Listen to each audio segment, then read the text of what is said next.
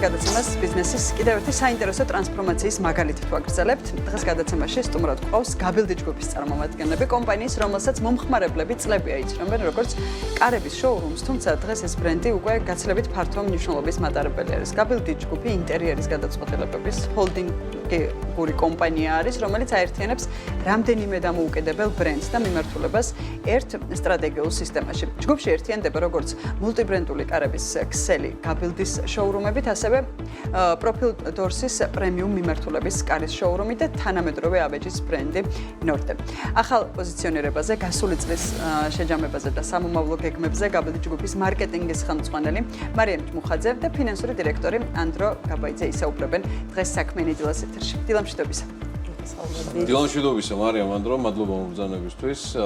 ნინიმ დაანონსა მარიამ ფაქტიურად, ანდრო ვიდრე გადავალთ შედეგებზე და გაყიდვების დინამიკაზე და ამდაგვარი, რომ შეცვლილი არის მთლიანად სტრუქტურა.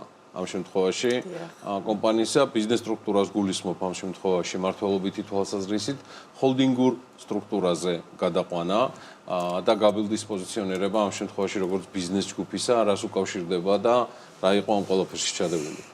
მოგესალმებით კიდევ ერთხელ და მადლობა მოწვევისთვის. დიახ, კომპანიის სტრუქტურა არის მთლიანად შეცვლილი და გადასული გაბილდი ჯგუფი უკვე წარმოადგენს ჰოლდინგურ კომპანიას, რომელიც სამსხვილ მიმართულებას ერთიანდება და უკვე ამაზე ანონსშიც ვისაუბრეთ. ეს არის გაბილდის შოურუმები, რომელსაც მომხმარებელი უკვე 7 წელზე მეტია იცნობს, კარის მიმართულებით, როგორც იმპორტიორი კომპანია, აქამდე ასე მსგავსად ვიყავით ცნობილი. შემდეგ უკვე გავხსენით კარის პრემიუმ კარის შოურუმი აღმაშენებლის ხეივანზე პროფილ დორსის ესეც წარმომადგენლობითი ბრენდ შოურუმი არის და უკვე შემოდგომით დავიმატეთ ავეჯის მიმართულება და ეს იყო რეალურად მთავარი მიზეზი, რომ სრულიად ახალი მიმართულებით დავიმატეთ ერთი შოურუმი ნორდე, რომელიც არის წარმომადგენლობითი ბრენდი ასევე, სადაც წარმოდგენილია თანამედროვე ავეჯი და თვითონ შოურუმი არის ინტეგრირებული სისტემის. ჩვენი კარი, ავეჯი უკვე ერთ სივრცეში არის წარმოდგენილი, რომ მომხმარებელს რაღაც ინტერიერის სრულყოფილი გადაწყვეტილებები შევთავაზოთ და სწორედ ეს იყო მიზეზი, რატომაც კომპანიის მასშტაბები გაიზარდა და საჭირო გახდა, რომ უფრო მეტად ჰოლდინგური ტიპის კომპანია ჩამოყალიბებულიყო.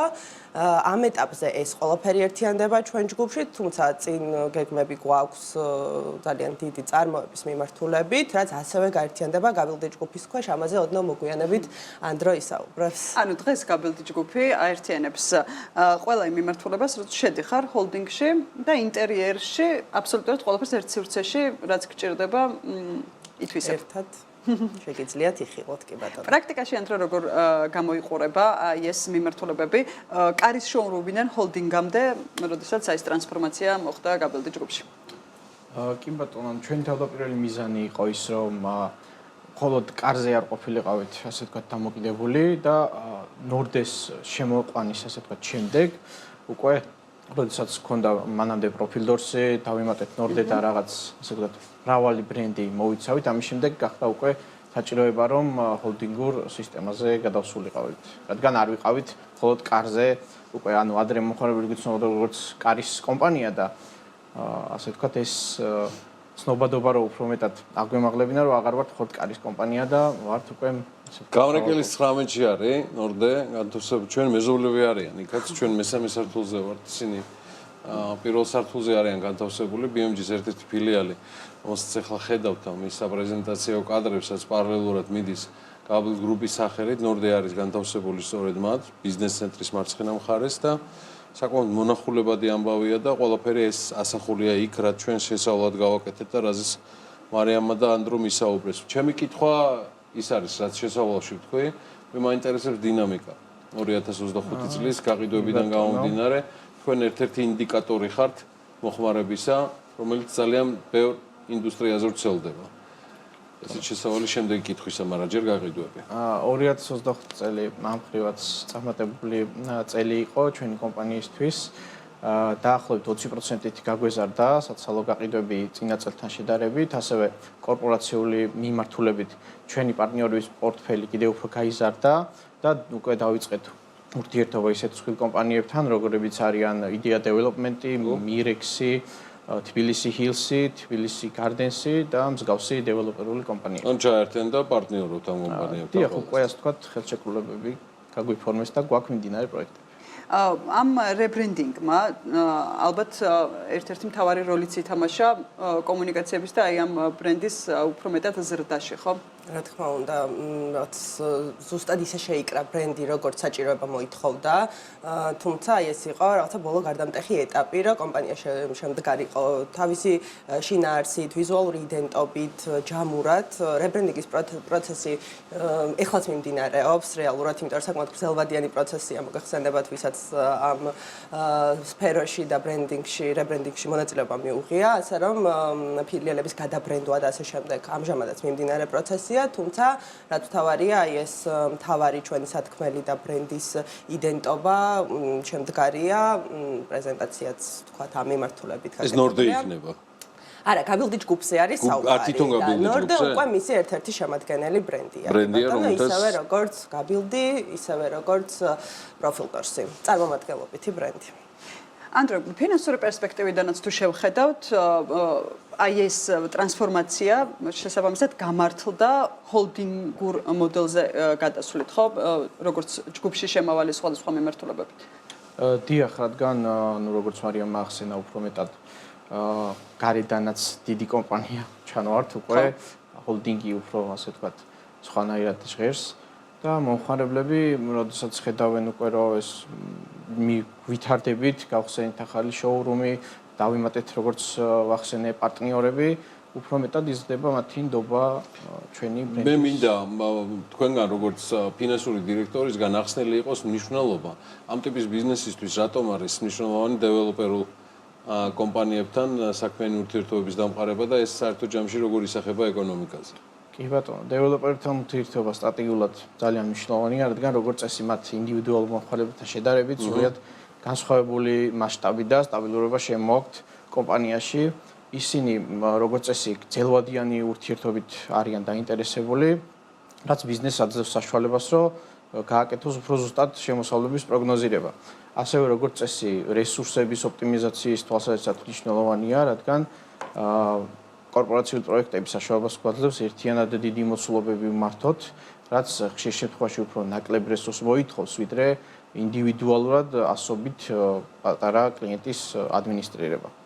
ასევე როგორც ვახსენე, რეპუტაციული კუთხითაც ძალიან მნიშვნელოვანია, რადგან როდესაც პოტენციური მომხმარებლები ხედავენ, რომ შენთან ბაზრის ლიდერი კომპანიები თანამშრომლობენ, მათ უფრო მეტად ასე ვთქვათ, ნდობა და ლოიალობა უჩნდებათ ბრენდის და პროდუქციის. მარიამ, ერთის მხრივ თქვენ გაქვთ ძალიან მდიდარი გამოცდილება პირადად, პროფესიულად გულისხმობ, მარკეტინგული მიმართულებით, საქმიანობისა, სხვადასხვა მიმართულებით.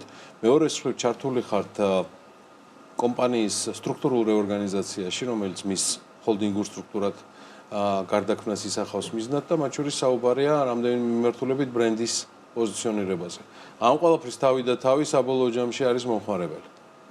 ჩემი კითხვა რაში მდგომარეობს? თქვენი დაკვირვებით, მთელი ამ წლების განმავლობაში მე არ ვაიდენტიფიცირებ არც 25 და არც შაშანწინდელს. მე უბრალოდ მაინტერესებს თქვენი დაკვირვება, როგორც პროფესიონალისა, როგორ იცვლება მომხმარებელი. ყველა საუბრობს ცვლილებაზე, მისი მოთხოვნებიდან გამომდინარე. ეს გემოვნება, იხვეწება, არ იხვეწება, შეფასება სხვა თემა არის, მაგრამ ხო, როგორ იცვლება მომხმარებელი? მადლობა რომ ესეთი წარდგენისთვის და ესეთი კითხვისთვის. ნამდვილად ცვალებადი არის კი მომხმარებლის ქცევა, დაახლოებით 10 წლიანი გამოცდილება მაქვს მარკეტინგში და რაღაც მიუხედავად იმისა, რა სეგმენტზე ვმუშაობ, თქვა და რა თქმა უნდა, ხო, კონკრეტულ სფეროში სეგმენტს გააჩნია, ასევე გააჩნია, თქვა რაღაცა კომპანიის სპეციფიურობას. მომხმარებლის ქცევა არის ცვალებადი. დროსთან ერთად ბოლო პერიოდში რასაც დავაკვირდი, მომხმარებლები მზად არიან გადაიხადონ უფრო მეტად ძვირი, ასე ვთქვათ, პროდუქციაში ან სერვისში, როდესაც ეს არის ხარისხიანი. ანუ მომხმარებელმა დაიწყო უფრო მეტად გათვითცნობიერება, ეს შეგვიძლია, ვთქვათ, რაღაცა ცოტა გრძელვადიან და ეს ეფექტი იყოს ზუსტად აი ეს გლობალიზაციის და იმის, რომ რაღაცა უდიდეს ინფორმაციასთან გვაქვს წვდომა, ვიდრე თუნდაც 10 და 20 წლის წინ იყო საქართველოში გულისხმობ, რა თქმა უნდა. მომხმარებელი არის გაცილებით უფრო გათვითცნობიერებული. გარკვეულ საკითხებში უკვე ინტერესდება რაღაცა დეტალებით, თქვათ და ჩვენი მიდგომაც ყოველ შემთხვევაში სადაც ვარ ხოლმე ჩართული, ყოველთვის არის შემდეგი, რომ გამოვიდეთ მომხმარებლის საჭიროებებიდან, თქვათ იგივე ჩვენი კონსულტანტები თუ გაყიდვების მენეჯერები, ვინც უშუალო შემხებლობაში არიან ამ ხალხთან, მუშაობდნენ შესაბამისად, რომ სწორედ იმ ინფორმაციას აწვდიდნენ, რაც საჭირო არის მათთვის, მომხმარებლის თვალით უყურებდნენ ამ ყველაფერს და შემდეგ უკვე ინფორმირებული მომხმარებელი გაცილებით ღირებულია კომპანიისთვის და ნუ რა თქმა უნდა საკუთარი თავისთვისაც ყოველთვის საუკეთესო გადაწყვეტილებას იღებენ. ამიტომ აი ეს ინფორმირების ნაწილი მარკეტინგულ კომუნიკაციაშიც აუცილებელი არის. კომუნიკაცია ხდება ქვაკუთხედი ყველაფერს. სხვადასხვა არხებით. და არა რაც მრავალფეროვანი არხები მით უკეთეს. იმიტომ რომ ისინი მრავალფეროვანი სმენელები და მაყურებლები და მიმდევრები არიან. ყველგან უნდა შევხვდეთ მომხმარებელს მაქსიმალურად. თან მით უმეტეს ყველა სეგმენტს უკვე ფარავთ.